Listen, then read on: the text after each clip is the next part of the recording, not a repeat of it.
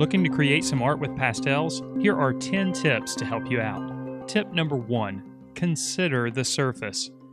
The surface is your foundation and it's vital to your success. Try using a variety of different tones of paper when working with pastels. This allows you to start with a middle value and work your way outward so that contrast between colors are more evident. It's also important to consider the texture or tooth of the paper. Of course, pastel papers are available in a variety of different textures. Smooth surfaces will allow for smoother gradations of value and color, but one drawback is that they won't allow as many layers to be applied to the surface.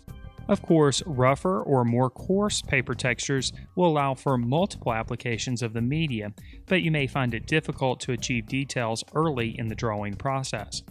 Ultimately, the subject that you choose to create will most likely determine the color of the paper that you choose as well as the texture. Pastel tip number 2, layer your colors. Since pastels are so closely related to the process of painting, it only makes sense that we approach pastels like a painting. In fact, many pastelists call their finished works paintings. This means that we can layer the colors on top of each other, just like we can do with painting. Layering the colors often leads to more complexity in the color. Of course, it leads to color mixing on the surface, which we'll get to in just a moment, but layering the colors also provides a more realistic appearance to the finished image. So it's important to apply multiple layers in many circumstances. Pastel tip number 3, mix your colors. Of course, through layering the colors, we're naturally going to be mixing the colors, but often you'll find that the color that is in your pastel set doesn't necessarily always exactly match the subject. For this reason, we'll need to mix the colors. So instead of using that green straight out of the box, try mixing a little bit of yellow and blue, perhaps with the green, to create a more natural color. We naturally expect to mix colors when we create a painting, so it only makes sense that we should expect to mix colors when we're creating a pastel image as well. Pastel tip number 4, build up to develop detail. It's easy to get overcome by details, especially when you're creating a drawing or a painting of a detailed subject. But with pastels, it's better to start with loose applications of sections of color. Slowly layer and slowly mix your applications until you get to a point where you're able to develop the details.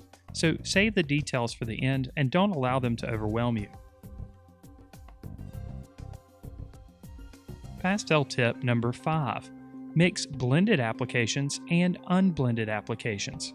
Variety is an important principle to be sure that you include in each one of your works of art. Of course, with pastels, there's no easier way to create variety by having some areas that are blended and some areas that are unblended. A lot of beginning artists working with pastels are just enamored with the process of blending that they blend the entire work, when it really should be a mix between blended areas and areas where you have allowed the marks to just sit on the surface without any blending at all, creating the necessary contrast. Pastel tip number 6, stay loose and work quickly, especially in the beginning stages. Pastels are wonderful for getting color on the surface quickly. And for this reason, in the beginning stages, we can work very quickly and loosely. We can always work the pastel on the surface to develop the details later in the painting process. You may try allowing your marks to originate from your shoulder or your elbow instead of moving your wrist back and forth. This will allow for broader strokes to be applied to the surface. In the beginning stages, we want to get as much color on the surface as quickly as possible. Pastel tip number 7, be patient. Now, I realize I just encouraged you to draw quickly and loosely, but being patient is a completely different thing. We need to allow those layers and mixtures of colors on the surface to actually do the work that we intend them to. This means that we have to be patient with our applications. We can work quickly as we make the applications, but we have to allow the drawing to develop through those multiple layered applications. I see a lot of beginning artists expect immediate results, and this just doesn't happen with any medium, especially with pastels. Pastel tip number 8, use pastel pencils for details. A lot of folks are turned off by the fact that pastels are bulky when you use them in the stick form. And some folks even overlook the fact that pastel pencils are available. Pastel pencils, of course, are a pencil that has the pastel material encased inside of it. Pastel pencils allow for a level of precision that's a little bit more difficult to achieve with traditional pastels. Of course, traditional pastels and pastel pencils can be used interchangeably. Pastel tip number 9. Use black sparingly. Black is a very strong color, and when overused in a drawing or a painting, it can overwhelm the image. It's better to use darker tones, like in this case a dark brown, to substitute for black. This will create a more natural looking appearance to the finished image. Now, of course, black in some circumstances is totally unavoidable. As we see here, black pastel pencil is used to create the illusion of distant trees. It's also used for the trunk of the tree that's closest to the viewer here. Now, black alone is sometimes okay as long as it's used sparingly, but often it's better to tone down the black with an application of another color on top.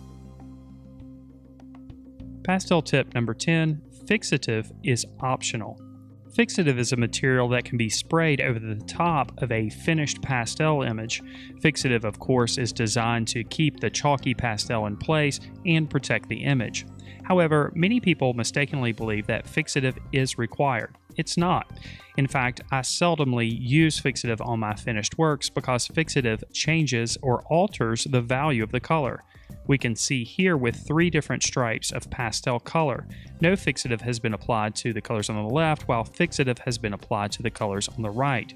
We can see how the value is altered on the side that has the fixative. In most circumstances, I like my colors and values to stay true to the finished work, so I avoid fixative. If you're concerned with protecting your work or keeping it from smudging, just put a cover sheet over the top of it and keep it in a drawer until you're ready for framing. I hope you find these 10 pastel tips helpful, and I hope they help you out in your future pastel paintings.